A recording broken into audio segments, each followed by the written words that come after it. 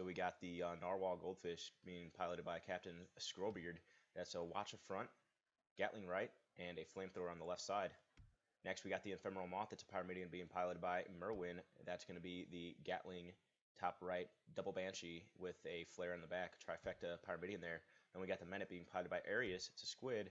Carol front, Banshee right with a Gatling on the rear side. And then finally that Pyramidion Fury's Javelin piloted by Zedion that we just saw, the Caro double Artemis Hades. Might be going broadside there, might be trying to just get a trifecta there with the Caro and the Artemis, looking for extra disable power against probably that Goldfish is what I think his target's going to be. Meanwhile, Goldfish going to want to focus that squid. Let's see if that happens. This should be a really good match here.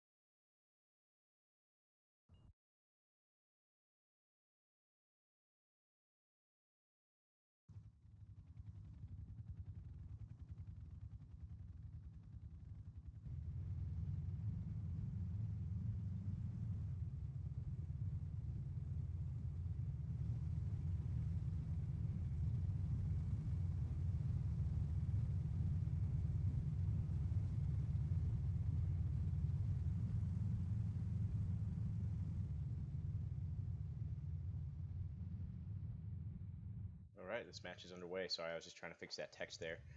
Look at this. Red is moving in, trying to secure that center, being really aggressive there. Meanwhile, Fury's Javelin, Menet trying to move over to the left side of the map here. The west side looks like they're trying to go for a long flank, kind of an unexpected route that they're taking.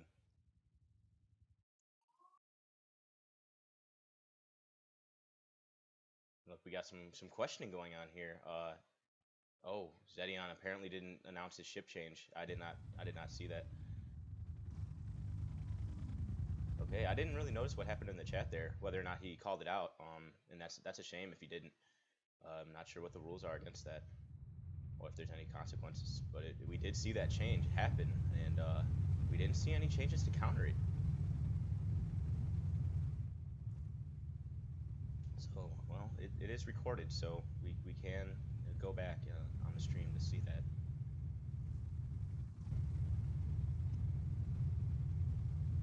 But here we go. Look at them. They're setting up, red team. Looks like they just want to go for like a rush if they catch blue team coming in there. No, I'm calling blue team the East Chaladon Trading Company is setting up in there. Meanwhile, Ministry of Ungentlemanly Ryders just going ahead, going to go around. Take a look at the map here. See if these two will end up seeing each other. Blue will have the advantage. The Riders will have the advantage here if they push in. I'm wondering if Ministry is going to be able to get in before this Goldfish sees them and disables. Let's see what happens. Oh, here it is. Fury's Javelin coming rushing in on Narwhal. This might be a ram, right? Just like I was talking about, ramming into the wall.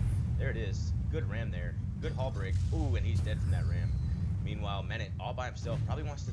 All by himself against this Ephemeral Moth, but Ephemeral Moth is in a good position to take out the squid. And Fury's Javelin going to have to rise up, and it'll be a while before he gets up there. Let's see if Ephemeral Moth decides to run away. It might be his best bet. As soon as Fury's Javelin gets within arcs, gets within position to attack, Ephemeral Moth is going to be in a bad spot, but he might be able to take out the squid, or at least some health from the squid before that happens. There's the bump. The squid just bumped. Oh, wow. That was a terrible bump for Menet there. But now Ephemeral Moth is in a bad spot. See the Carronade ripping into him, the Banshee's ripping into him, and that might be a quick kill. But he's still trying. Ephemeral Moth not giving up, still wanting to get blood from that squid. That squid hitting that rock, that was a pretty bad spot. Took down a lot of his health, actually, and you know, this isn't necessarily a loss for the red team. For East Chaladon Trading Company on that engagement, not necessarily a lost engagement. They did get a lot of damage done to Menet, so they can actually use that to their advantage and easily turn this into a 2-2 with their advantage. So although that engagement did not go as red planned, it was still good. They were looking for an ambush, but they got ambushed themselves. Very unfortunate. However, it's not a loss yet. These two can really use that damage squid to their advantage.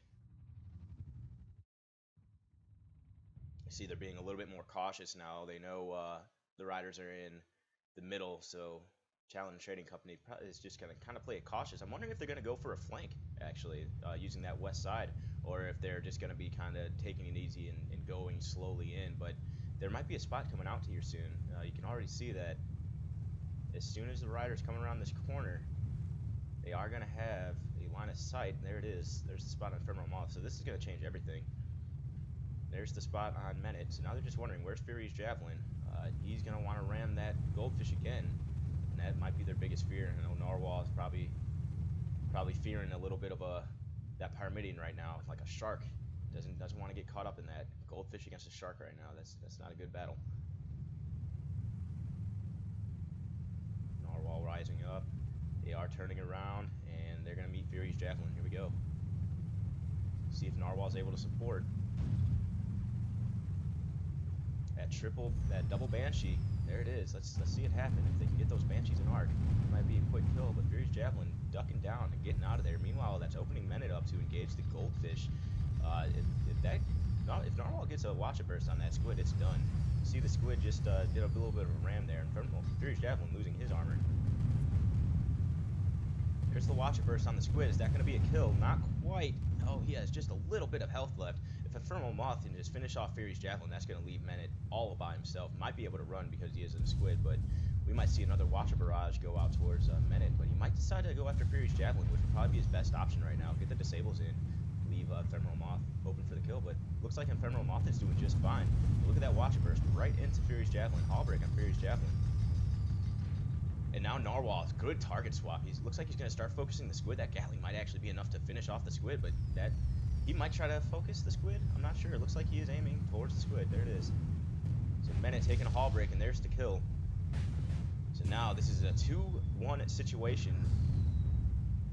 Chaladon Ryders both have 100% hull, perma hull. So this engagement is going exactly the way Chaladon Trading Company wants. They wanted this 2 versus 1 engagement. They wanted that squid dead, and they took a lot of help from Fury's Javelin. I'm actually shocked how quickly Ephemeral Moth is just tearing into Fury's Javelin.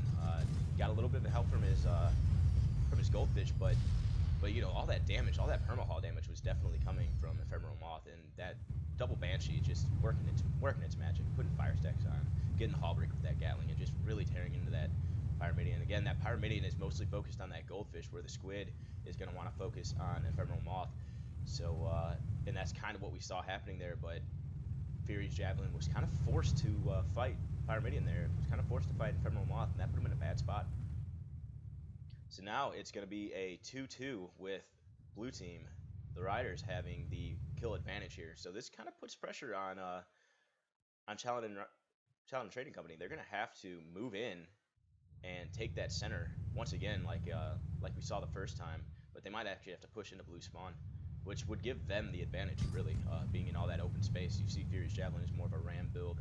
Menet more, he'll have an advantage out in the openness, but with that Caro, he's kind of looking for balloon pops and make him sink, make him suffer that way. So if they push into that open area, that might be the best bet for him. Looks like they're kind of trying to do these. These two are going to meet up. They're both flanking around the same side. And this is some tight quarters fighting right here. This is going to be interesting.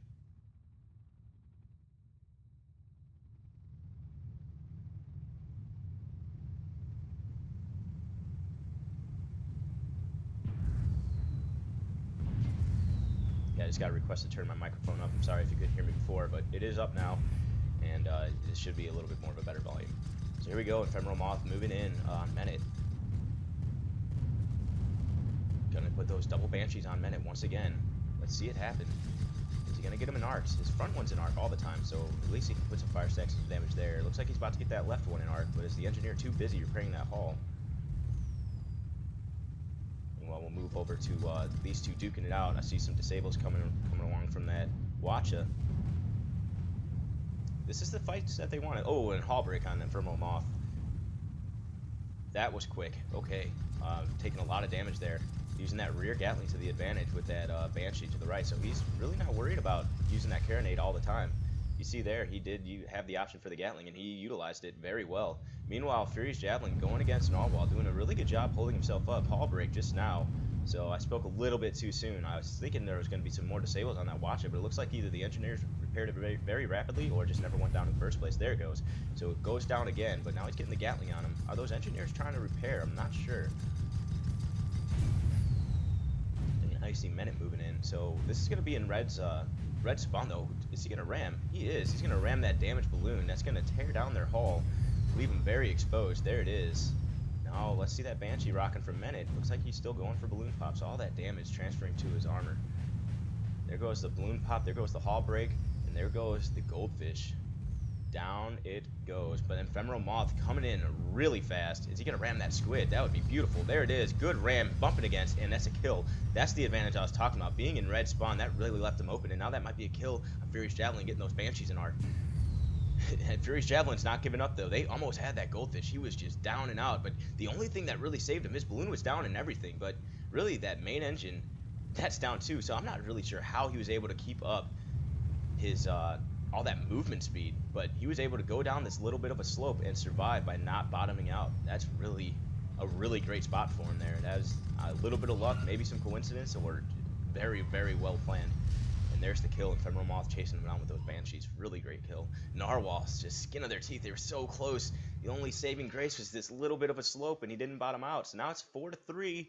Chaladon Trading Company. This could easily turn into a 5-4 at blue team's favor if they're not careful. Narwhal getting mixed up into an engagement right now is not in their benefit. That would tend to leave it as a 2 versus 1. So this is, I'm wondering what the plan here is. It looks like they're just holding still inside of the blue, or I'm sorry, inside the center, not wanting to go towards the Rider spawn, blue spawn, wanting to just kind of stick there.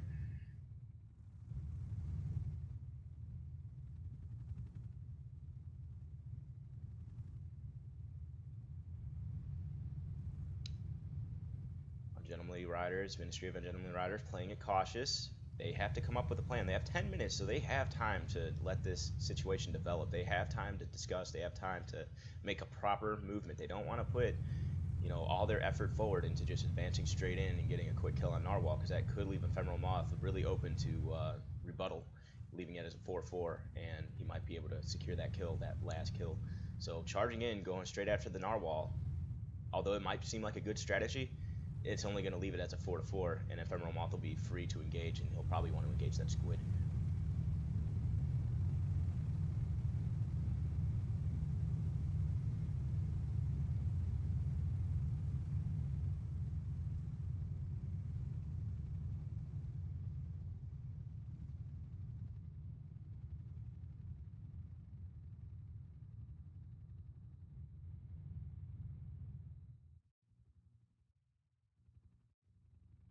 Okay, these two backing up, backing up.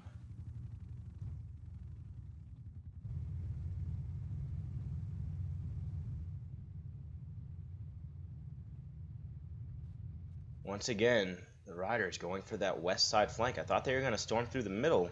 Looks like they went on the east side flank and then kind of got distracted. Didn't see him.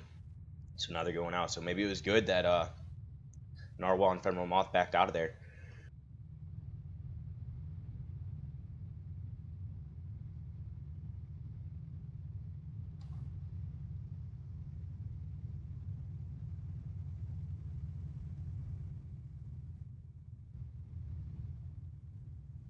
So sorry for the microphone troubles. I had accidentally pressed on this open broadcast software thing. I accidentally pressed the microphone volume adjustment. I must have turned it all the way down. I didn't notice. But it doesn't matter. Everything that I said, you could just witness yourself. Ah, yes. The scrubulous bucket.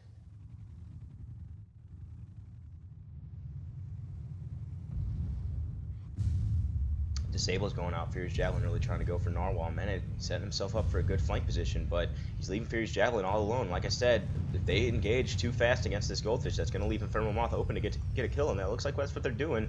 Menet about to get that Gatling on him with that Banshee. Going to be a quick kill on Narwhal, so they're not careful. See the Banshee going out? Is it going to go out? No, and Narwhal able to survive by the skin of his teeth once again. Oh, but he sunk down from the carronade.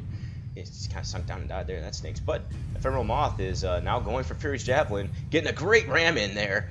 And Ephemeral Moth, 2 versus 1 situation. He does have a chance to get this kill if he can just get that Gatling and arc. It looks like he's just shy, just a little bit out of arc. Same with the Banshees. And now it's turning into Menet just tearing him apart. So unfortunately, this might be it. But Ephemeral Moth is going to have his ally spawn in soon. Oh, but I think blue team was able to secure this spawn point, so he's going to have to spawn a little bit farther than he wants to. No, he isn't. He is spawned right there, so let's see if Ephemeral Moth can just tank this damage and survive long enough for Narwhal to finish off either Fury's Javelin or Menet. It's going to be close. Fury's Javelin doesn't have a whole lot of kill power, especially now that his Artemis are out of arc. He still has the ram capability. Menet, though, using that rear Gatling Banshee combination, and that's going to be it. That rear Gatling Banshee really did come in handy there. It was a good move, good choice. Such a close match. Wow. Yeah, you couldn't ask for a closer match than that. But this isn't the end. There is another bracket. So Chaladon, East Chaladon Trading Company will have a chance to go at this again.